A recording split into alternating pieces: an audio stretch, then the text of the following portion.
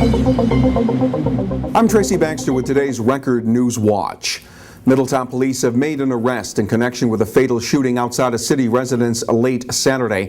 19-year-old Brandon Rosado was being held for arraignment today on charges of second-degree murder, first-degree assault, and first-degree reckless endangerment. Rosado is accused of gunning down 19-year-old Otis Devon Singleton of Mount Vernon outside a now-condemned multifamily home at 37 Broad Street. Rosado had been living in a second-floor apartment there. Singleton and 20-year-old Peter Irons of Middletown were shot while sitting in a vehicle outside the building. Irons was shot in the leg. Rosado suffered a fatal head wound. Police say the shooting may have been gang-related. A neighbor said the house had been the scene of a drive-by shooting about a month ago, and that members of rival gangs had battled there in the past. A combination of alcohol, darkness, and reckless operation were the apparent factors that led to a boat crash early Sunday morning in the Hudson River that killed 4 people on board. According to police, the boat, a 19-foot Chris craft, hit a concrete footing about 15 yards offshore in the town of Red Hook. As the boat began sinking, 2 of the 6 aboard made it to shore, but 4 others were killed. Their bodies were later recovered by local dive teams. The victims were identified as 27-year-old Robert MacArthur, 26-year-old Dina Cordero, and 41-year-old Jay Binns, all of Kingston, and 26-year-old John Uvino of Saugerties. Binns had prior DWI convictions. More on the fatal crash will appear in tomorrow's Times-Herald Record, as well as a report on the issue of boating safety on the Hudson River. An Ellenville woman was seriously hurt last night as a result of an ATV accident in a wooded area off Mountain Road in the town of Greenville.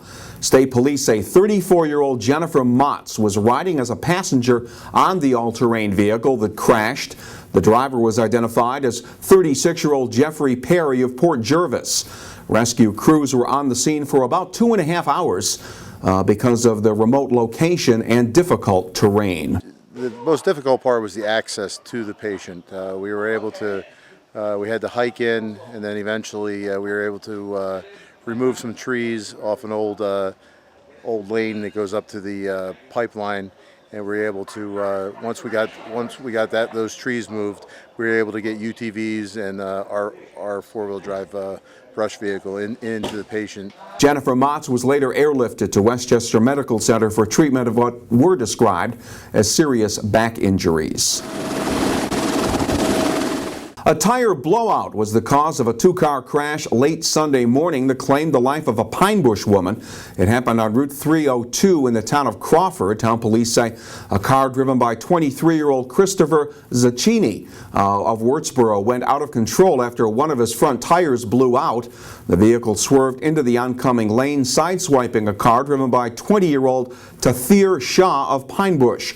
Her car then veered off the road and hit a fence, with part of the fence hitting Shaw. She suffered chest and neck injuries and was pronounced dead at Orange Regional Medical Center. Zaccini and a passenger in Shaw's car suffered only minor injuries. It's been hailed as innovative, and earlier today the U.S. Assistant Secretary for Elementary and Secondary Education came to see for herself. Dr. Thelma Melendez, along with Congressman Maurice Hinchey, were at Pine Bush High School to learn more about the 6 separate summer enrichment programs now offered in the Pine Bush District. The 17-day programs provide hands-on learning as well as opportunities to explore different careers. The Assistant Secretary hopes other districts follow suit. And it's becoming much more a trend across the country, especially with a focus on college and career readiness and getting students prepared, to meet the challenges of the working world. And I think innovative programs like these that help students to get that jump start into the working world are exemplary. The Summer Academy program has grown from 17 enrolled students to at least 500 now, and the teens have to competitively apply to get in. It's so spectacular to have kids actually coming for enrichment during the summer instead of coming for summer school because they have to be here. They're here because they want to be here, to become better students and better individuals in society. And I think, someone, like Mrs. Melendez can make this, influential on a larger scale, rather than just in a small community like Pine Bush. So if we can make that, that happen, somehow, some form of this, I think that would be an amazing achievement. Currently, Pine Bush High School offers the Leadership and Law Academy, Literacy and Education Academy, Science Academy, Medical Science Academy, Aviation Academy, and a Summer Performing Arts Academy. And Sunday was a good day for the dogs, not the horses, at historic track in Goshen, as the track played host to the second annual Dog Day Derby sponsored by the Windy Hollow Hunt Club.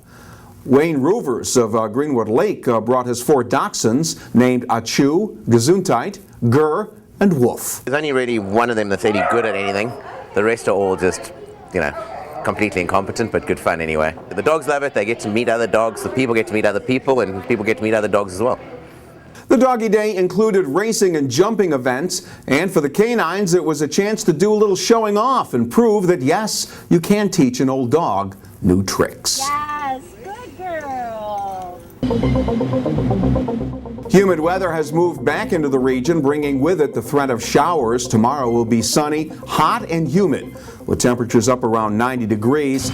Some areas may be in the path of a passing thunderstorm. Wednesday will be sunny and warm, but not as humid, thankfully, with temperatures in the low to mid 80s. Record Online is the place to find news when it breaks and get all the news in detail in tomorrow's Times-Herald Record. For Record Newswatch, I'm Tracy Baxter.